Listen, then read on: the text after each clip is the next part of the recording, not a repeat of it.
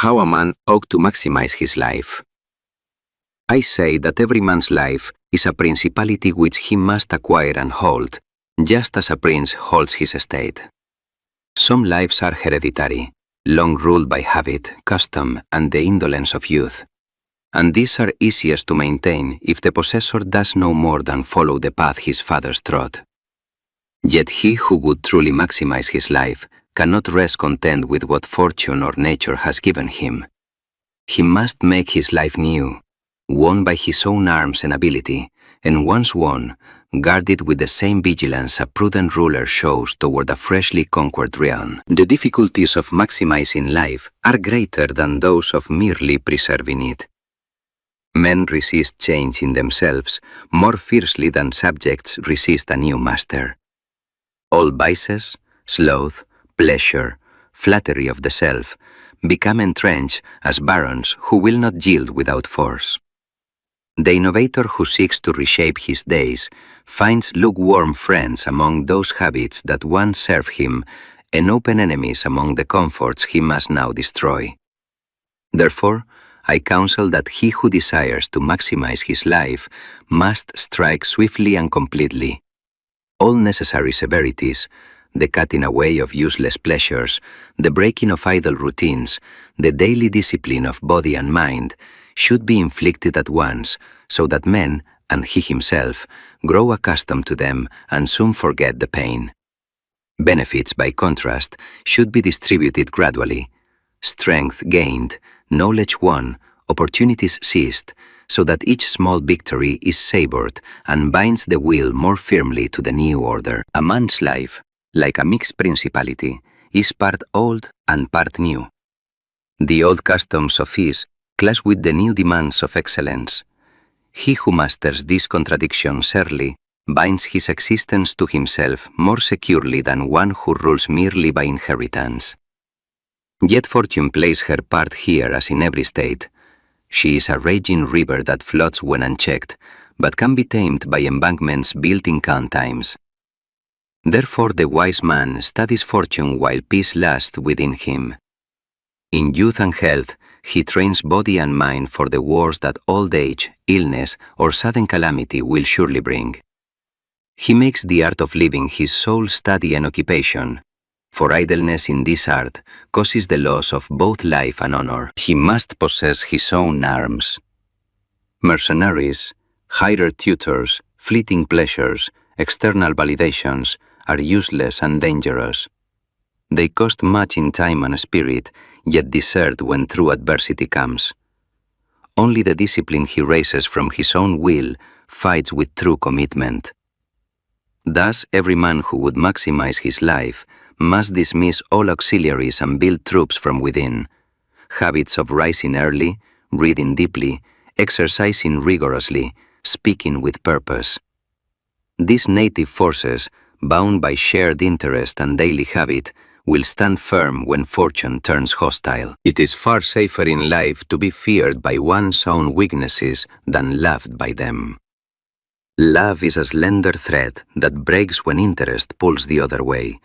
Fear of one's own laxity is fastened by dread of ruin that never loosens.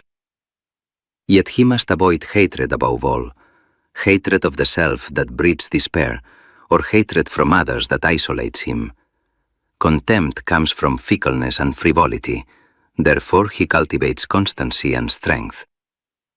A reputation for seriousness prevents the conspiracies of lesser men and the seductions of ease.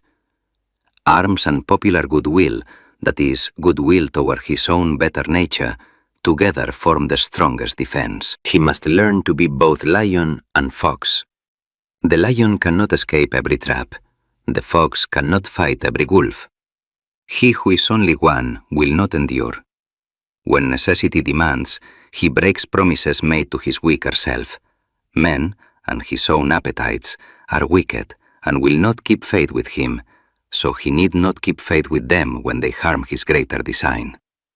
Yet he should appear merciful to himself in small things, faithful in public dealings, humane in bearing, and upright in speech, for most men judge by appearances, and few see what he truly is. Success excuses any breach.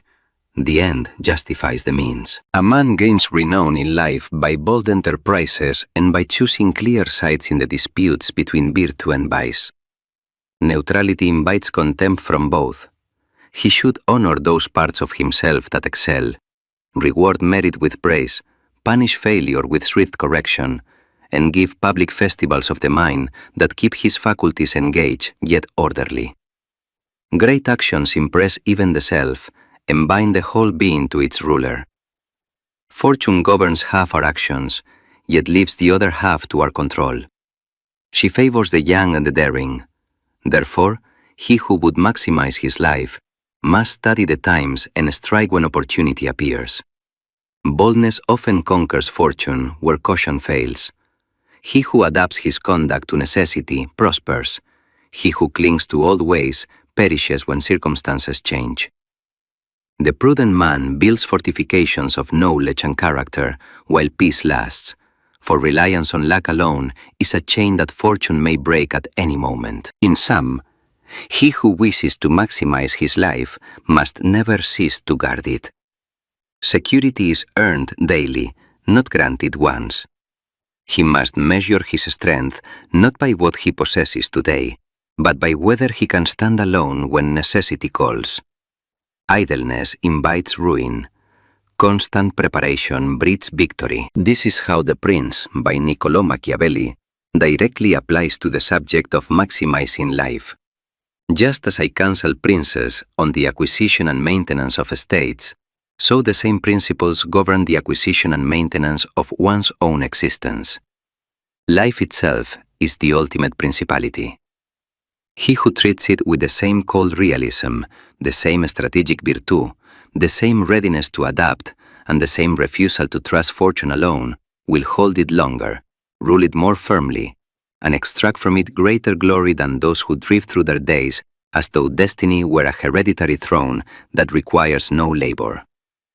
The man who masters these lessons writes his name not only in the memory of others, but in the fullness of his own years. Thus does the counsel of the prince illuminate the highest art any mortal can practice, to live not by chance, but by design.